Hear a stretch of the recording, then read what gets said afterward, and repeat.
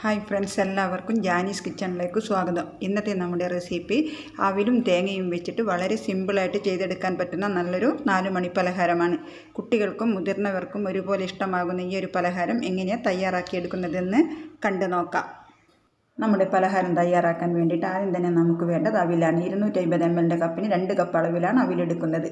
ഇനി ഇത് പാനിലേക്ക് ഇട്ട് കൊടുത്തിട്ട് മീഡിയം ടു ലോ ഫ്ലെയിമിൽ വെച്ച് നന്നായിട്ട് ഇതൊന്ന് വറുത്തെടുക്കാം. ഇതുപോലുള്ള വെള്ളവിലോ അല്ലെങ്കിൽ മട്ടവിലോ ഏത് വേണമെങ്കിലും നമുക്ക് എടുക്കാവുന്നതാണ്.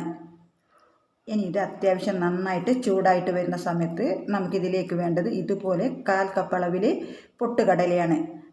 അത് നമുക്ക് ചേർത്ത് കൊടുക്കാം. ആ ഒരു പൊട്ടുകടലയും ചേർത്തതിന് ഇത് നന്നായിട്ടൊന്ന് ചൂടാക്കിയെടുക്കാം.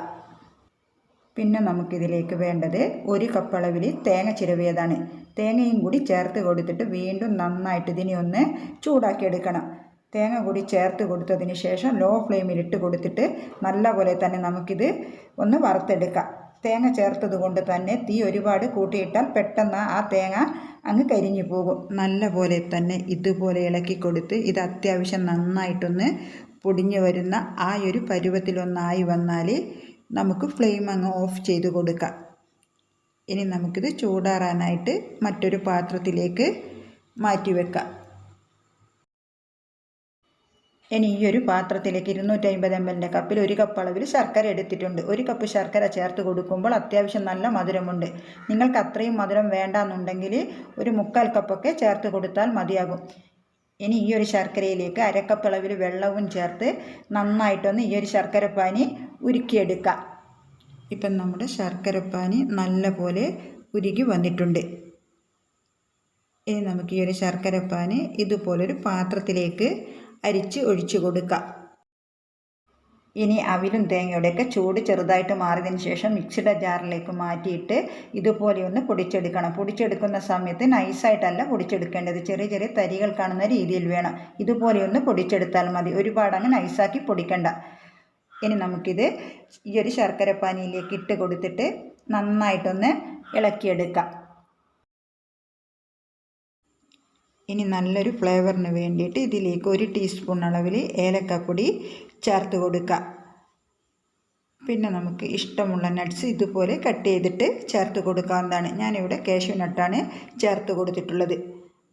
അതുപോലെ തന്നെ 2-3 ടീസ്പൂൺ അളവിൽ നെയ്യ് കൂടി ചേർത്ത് കൊടുക്കാവുന്നതാണ്. നെയ്യും ചേർത്ത് കൊടുത്തിട്ട് എല്ലാം കൂടി ഒന്ന് ഇളക്കിയിട്ടെടുക്കാം. അതുപോലെ തന്നെ ഞാനിതിലേക്ക് കുറച്ച് പംകിൻ സീഡും ചേർത്ത് കൊടുത്തിട്ട് ഒന്ന് ഇളക്കിയെടുക്കുകയാണ്. നമ്മളിത് കുറച്ചെടുത്ത് നോക്കുമ്പോൾ നമുക്ക് ഉരുട്ടിയെടുക്കാൻ പാകമായിരിക്കണം. ഇതിപ്പം കറക്റ്റ് പാകത്തിന് ആയിട്ടുണ്ട്. ഇനി നമുക്ക് ഫ്ലെയിം ഓഫ് ചെയ്ത് ഇത് ചൂടാറാനായിട്ട് മറ്റൊരു പാത്രത്തിലേക്ക് മാറ്റി വെക്കാം.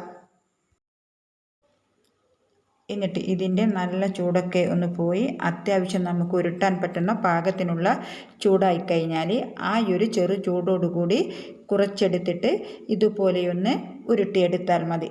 ഇനി നമുക്ക് ബാക്കിയുള്ളതും ഇതേപോലെ തന്നെ ഉരുട്ടിയെടുക്കാം. അവിലും തേങ്ങയും വെച്ചിട്ട് തയ്യാറാക്കിയ ഈ ഒരു ലഡു എല്ലാം തന്നെ ഞാനൊന്ന് ഉരുട്ടിയെടുത്തിട്ടുണ്ട്. നിങ്ങൾ എല്ലാവരും ഒന്ന് ട്രൈ ചെയ്ത് നോക്കുക. നല്ല ടേസ്റ്റാണ് കഴിക്കാനായിട്ട്. കുട്ടികൾക്കും അതുപോലെ തന്നെ വലിയവർക്കെല്ലാം ഇഷ്ടപ്പെടുന്ന ഒരു പലഹാരമാണ്. വീഡിയോ കണ്ടിട്ട് ഇഷ്ടമായാലൊന്ന് ലൈക്ക് തരാൻ മറക്കല്ലേ. അതുപോലെ തന്നെ നിങ്ങളുടെ ഫാമിലിക്കും ഫ്രണ്ട്സിനൊക്കെ ഷെയർ ചെയ്ത് കൊടുക്കാനും മറക്കരുത്. ഇനി നമുക്ക് വീണ്ടും നല്ലൊരു റെസിപ്പിയായിട്ട് കാണാം.